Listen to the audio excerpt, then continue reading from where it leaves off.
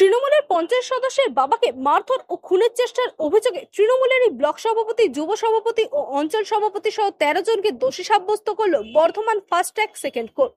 Bardhaman development অথরিটির chairperson তথা বর্ধমান 1 নম্বর block Trinamool সভাপতি কাকুলিতা গুপ্ত, বর্ধমান 1 নম্বর পঞ্চায়েত সমিতির পূর্ত কর্মাধ্যক্ষ তথা বর্ধমান 1 নম্বর ব্লকের যুব তৃণমূল সভাপতি মানস ভট্টাচার্য, রায়ান 1 নম্বর গ্রাম পঞ্চায়েতের প্রধান কার্তিক বাগ ও অঞ্চল সভাপতি শেখ জামাল সহ 13 জনকে দোষী সাব্যস্ত করল আদালত। আগামীকাল তাদের সাজা ঘোষণা করবে আদালত। এফআইআর এ 15 জনের নাম ছিল, সবাই জামিনে মুক্ত ছিলেন। দুজনকে বেকসুর খালাস করে 13 জনকে কাস্টাডিতে নেয় আদালত। আদালত সূত্রে জানা গেছে 2017 সালের 5 সেপ্টেম্বর রায়ান 1 নম্বর ব্লকের তৎকালীন পঞ্চায়েত সমিতির সদস্য জীবন কৃষ্ণ পালের বাবা দেবুপাল গ্রামেরই দুর্গাতলায় সন্ধ্যাবেলায় বসেছিলেন। অভিযোগ, সেই সময় তার উপর অভিযুক্তরা বাঁশ লাঠি টাঙিয়ে নিয়ে হামলা চালায়। গুরুতরভাবে জখম অবস্থায় প্রথম থেকে বর্ধমান মেডিকেলে ও পরে কলকাতায় স্থানান্তরিত করা হয়।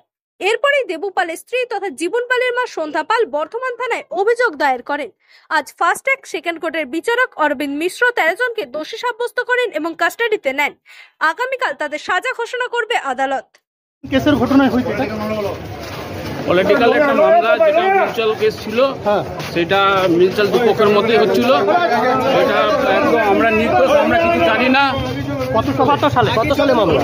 2017 সালে। কোন জায়গায়? আমাদের গাড়ি দাসপাড়া। কাদের সঙ্গে হয়েছিল এটা? জানি না কাদের সঙ্গে, আমরা ছিলামই না। এটা আমাদের মিউচুয়াল মামলা, সাজা হওয়ার কোনো কথাই নেই। পার্টিগত ব্যাপার ছিল, মিউচুয়াল হয়ে গেছিল।